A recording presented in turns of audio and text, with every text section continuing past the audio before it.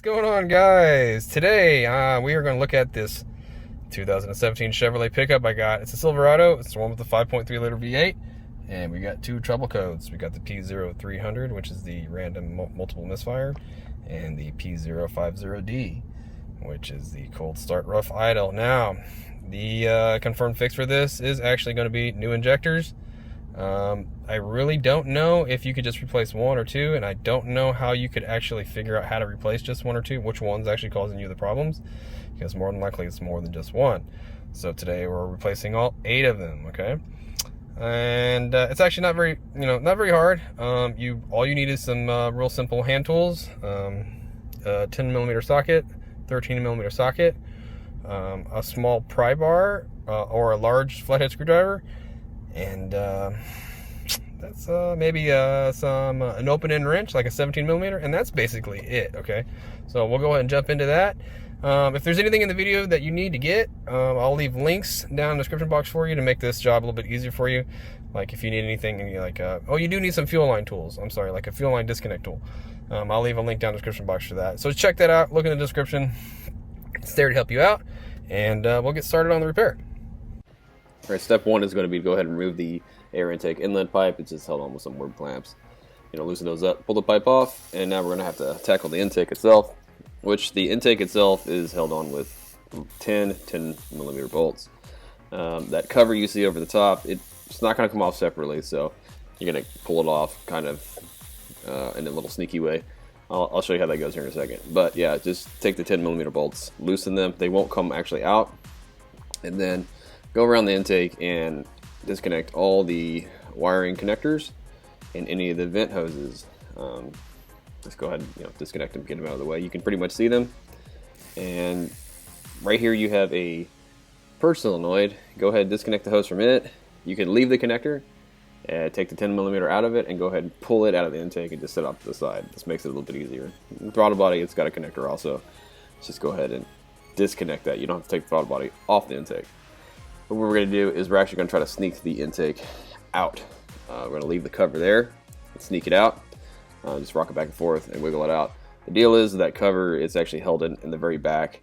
It's actually kind of push pinned together into the wiring harness in the back, and it's kind of a real big pain in the butt to try to disconnect it. It's a lot easier just to try to sneak the intake out. And here, just make sure you get all the vent hoses and disconnect them.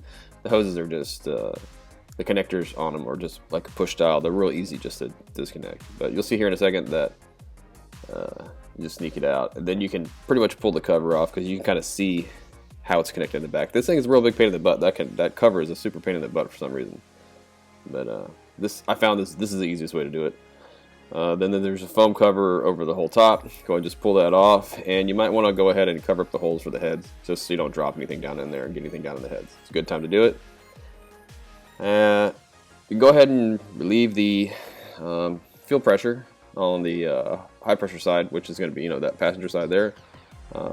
Grab yourself a 17mm wrench and start loosening all the high pressure fuel lines. Now it's recommended to replace those lines because they could leak, so you might want to order those ahead of time. But all those lines that you see there, you might want to replace them. Go ahead and unplug all your injectors. There's a little red safety clip you're going to have to unlock before you can unplug them, and that's on the passenger side.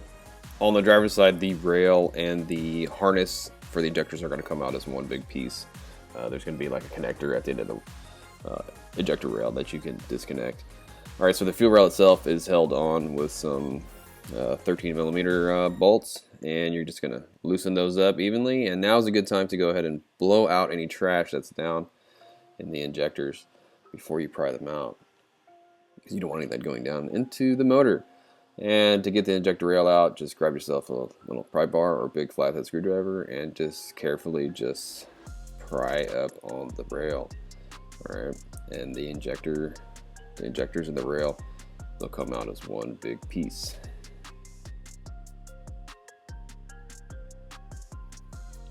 Alright, so now it's time to go ahead and replace the injectors, and they're just pretty much held in with this big metal clip. Your new injectors, they come with a new clip. You can reuse the old clip, or use a new clip, I'm going to go ahead and recommend you using the new clip. But pretty much just pop it off with a screwdriver, and then you can go to the injector and just pry it off the rail nice and easy as you can. The injectors are pressed in there pretty good. They're high pressure, so they're in there pretty good. It's going to take a little bit of wiggling and a little bit of prying to get them out. You'll notice when they do come out that the O-rings and everything like that, they will be all tore up, so you cannot reuse these things. Like, you're going to have to replace those O-rings if you're trying to reuse the injector. But again, your new ones come with everything you need. New O-rings, new everything. And I kind of recommend, before stabbing the new one down into the rail, that you put a little WD-40 on those O-rings and lube them up, and they'll just slide right in. That's just to prevent them from tearing or anything like that. And yeah, just go ahead and put your new injector in, put the clip down in it, and as just gently as you can, just try to get that clip down. You'll get it up when you get it all the way down. You hear it click, and just replace all of them.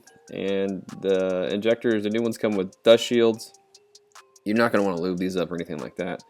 Just replace them, and then go ahead and drop the rail and injectors back down in the head.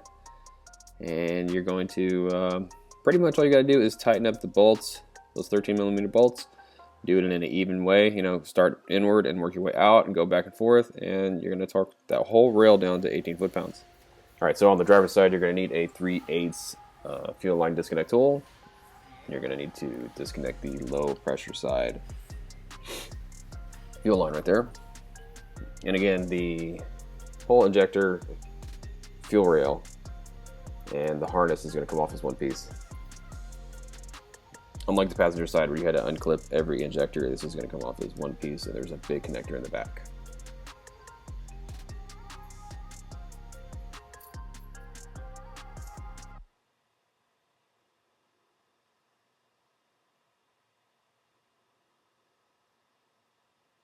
And, you know, just be as gentle as you can. You know, once you get it all pried up, the connectors, you know, located in the back, just go ahead and just disconnect it and pull the whole thing out of the assembly.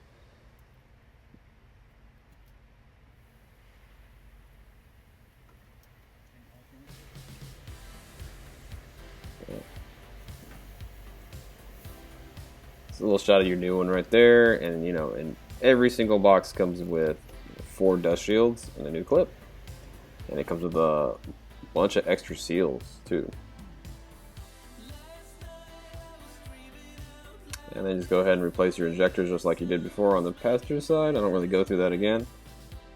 And then replace the, you know, stab the fuel rail back in and tighten the bolts down to 18 foot-pounds.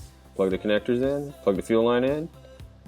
Good to go. And again, it is recommended to replace all those high pressure lines right there, because they could possibly leak. Now, you don't want that happening.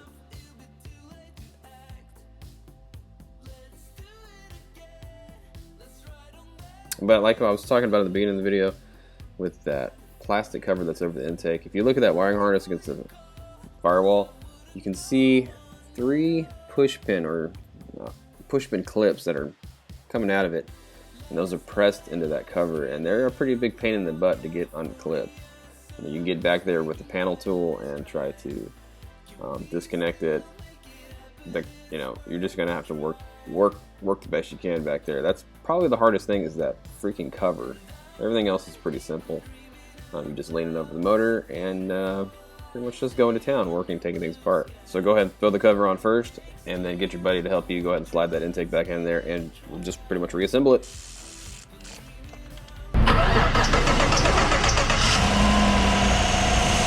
Alright guys, well the repair is done. I can go in here and I can clear out the code. And I hope you really enjoyed watching the video. I hope it was really helpful for you. And if it was, do me a favor and hit that thumbs up button.